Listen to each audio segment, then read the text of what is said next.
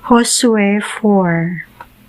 Sa nakatabok na sa suba sa Jordan ang tanang mga tao, ang Ginoo miingon kang Josue, pagpilig 12 ka tawo, usa sa matagbanay, ug sugua sila sa pagkuhag 12 ka bato taliwala sa Jordan, sa dapit gayud nga gitindugan sa mga pari.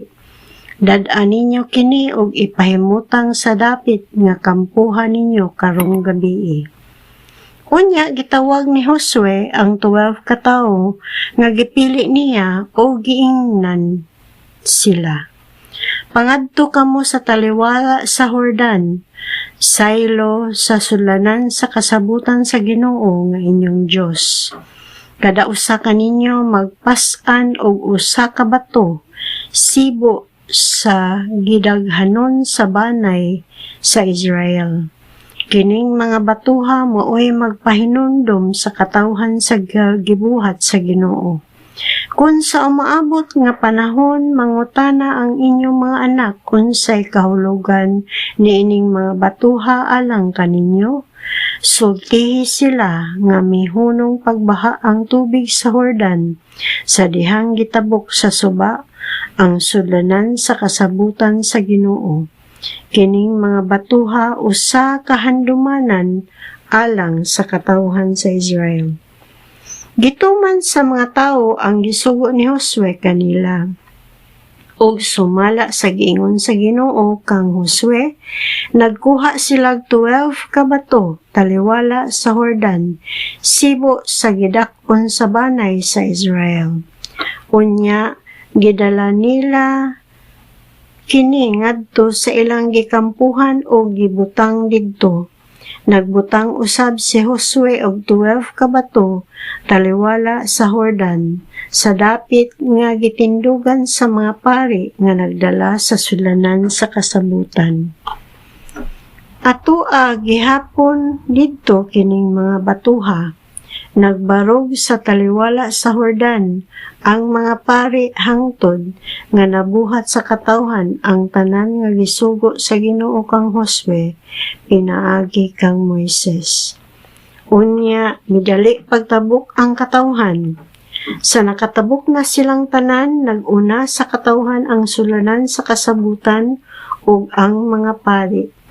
Ang mga lalaki sa mga banay ni Ruben ug ni Gad ug ang katunga sa banay ni Manases miuna pagtabok, andam alang sa gubat sumala sa sugo ni Moises kanila. Samtang nagtan-aw ang Ginoong mga 40,000 ka lalaki nga andam sa pagpakigubat ang nanabok sa kapatagan doon sa Jericho. Gipasidunggan sa katawhan sa Israel si Josue, ingon nga bayani tungod sa gibuhat sa Ginoo niadtong adlaw. Gipasidunggan nila siya sa tibok niyang kinabuhi samtang sa sama sa pagpasidungog nila kang Moises. Unya mingon ang Ginoo kang Josue, sugua mga pari nga nagdala sa sulanan sa kasabutan sa pagkawa sa suba sa Jordan, o gituman kini ni Josue.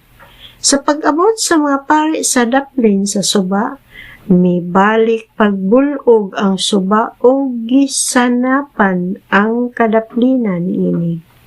Sa ikanapulong adlaw sa unang bulan, ang katawhan mitabok sa Jordan, o nagkampo sila didto sa Gilgal sa silangan sa Jericho.